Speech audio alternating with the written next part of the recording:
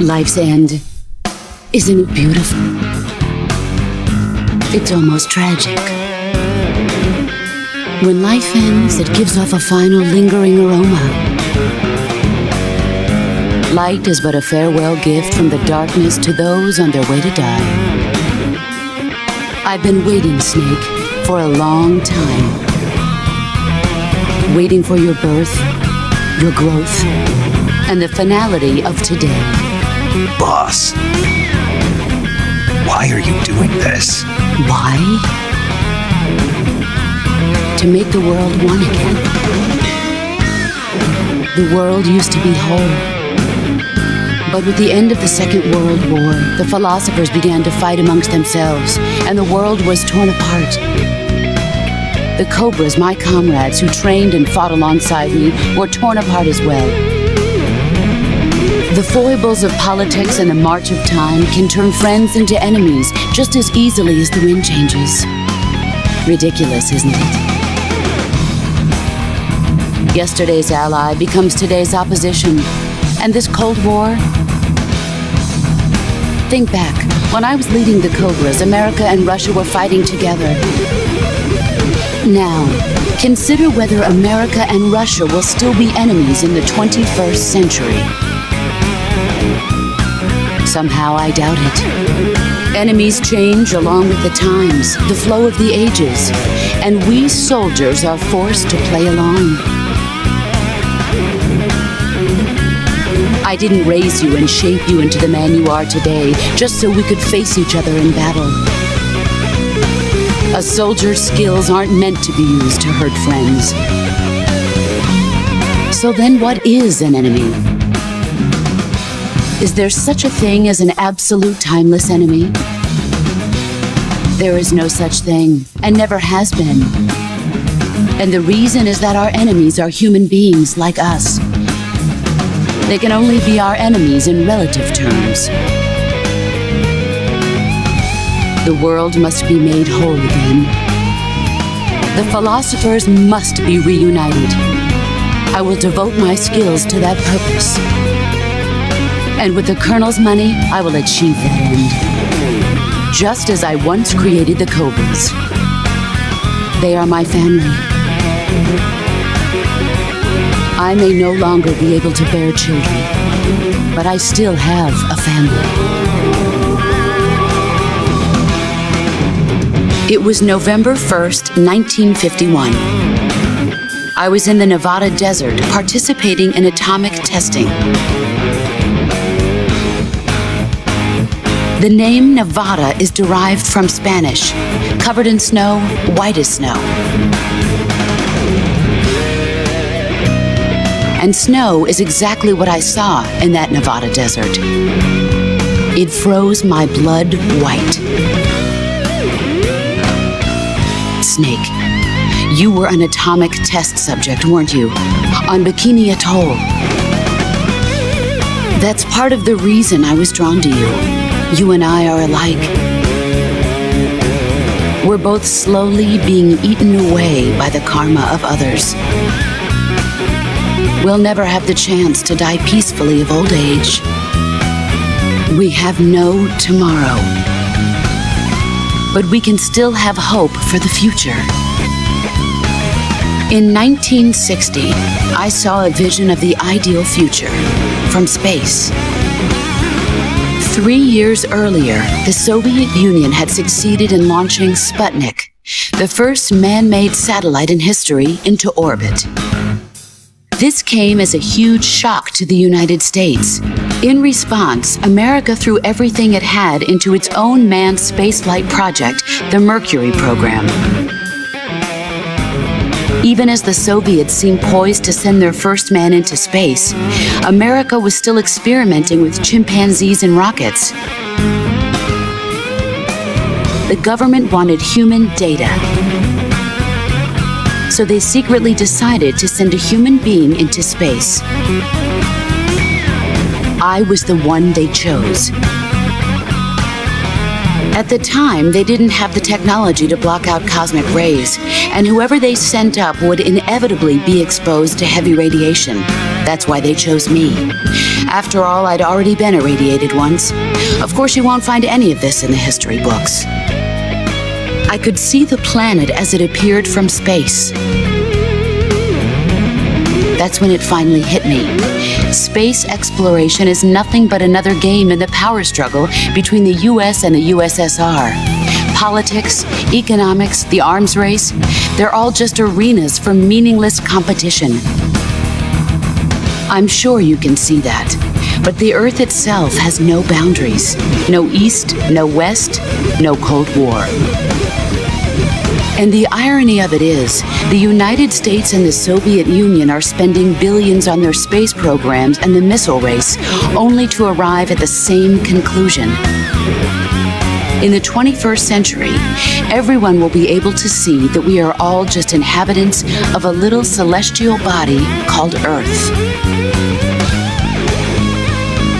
A world without communism or capitalism, that is the world I wanted to see. But reality continued to betray me. In 1961, I was sent to Cuba, to Bahia de Cochinos. It was part of a CIA-sponsored invasion under the guise of taking Cuban exiles back to their country. But the U.S. government betrayed them. Our weak-kneed president held back their air support. Defenseless, the exiles were annihilated by the Cuban army. All I could do was watch in silence. I was set up by the very country I'd sacrificed so much for, by the very government I dedicated my life to defending. I was driven from the surface world, and I went underground. Then, 2 years ago, I faced the Sorrow, my old comrade in battle. He was my friend. But one of us had to die. I was left with no choice. The Sorrow gave his life for me. There is no enmity between us. One must live, and one must die. That was the mission. The ones who gave me that mission were the philosophers. Early in the 20th century, the true holders of power in the United States, the Republic of China, and the newly formed Soviet Union gathered together in a secret meeting that would later be known as the Wise Men's Committee. The secret pact they formed there marked the beginning of the philosophers. But the last of the original members died in the 1930s.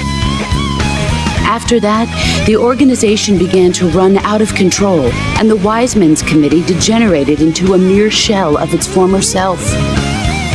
The philosophers of today have no sense of good or evil. Their influence extends to countries and organizations involved in every aspect of every war. They have become war itself. That's how they operate. The sacrifices of war cause a shift in the times. This shift leads to renewed conflict and in turn triggers the next war.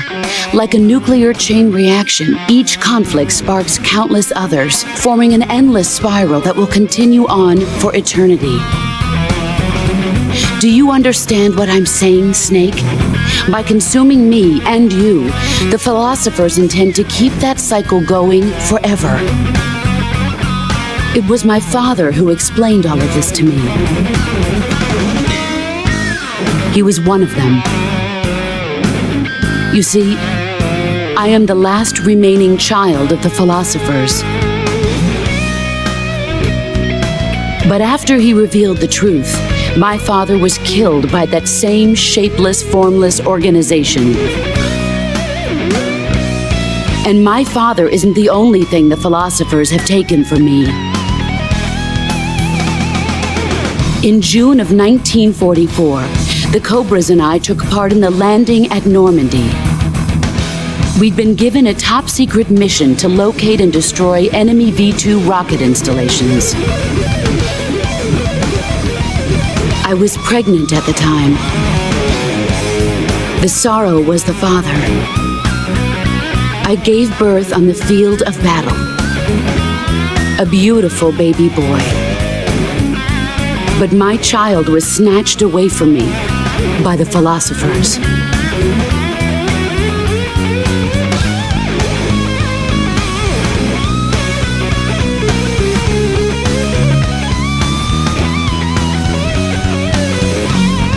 Look at this scar.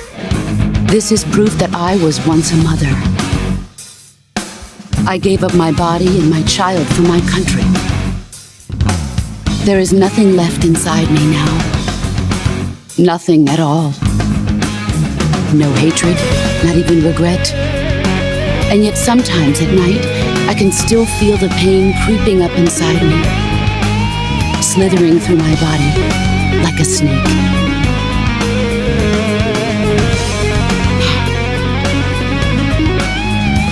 I've never talked this much about myself before. Thanks.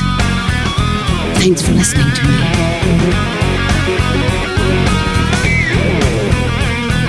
I feel content. Snake, commence the operation. I raised you. I loved you. I've given you weapons, taught you techniques, endowed you with knowledge. There is nothing more for me to give you. All that's left for you to take is my life, by your own hand. One must die, and one must live. No victory, no defeat. The survivor will carry on the fight. It is our destiny. The one who survives will inherit the title of boss. And the one who inherits the title of boss will face an existence of endless battle. I'll give you 10 minutes. In 10 minutes, MiGs will come and bomb the hell out of this place. If you can beat me in less than 10 minutes, you'll be able to escape in time. Let's make this the greatest 10 minutes of our lives, Jack. Boss. You're a soldier. Finish your mission. Prove your loyalty. Face me.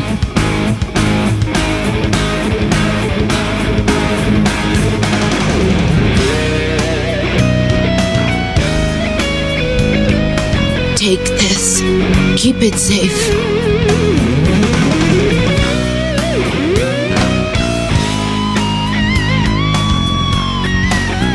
It's our only hope.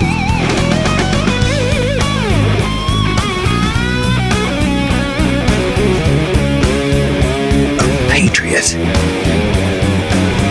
Why are you giving me this? Jack. Or should I say, Snake. You're a wonderful man. Kill me. Kill me now. Do it.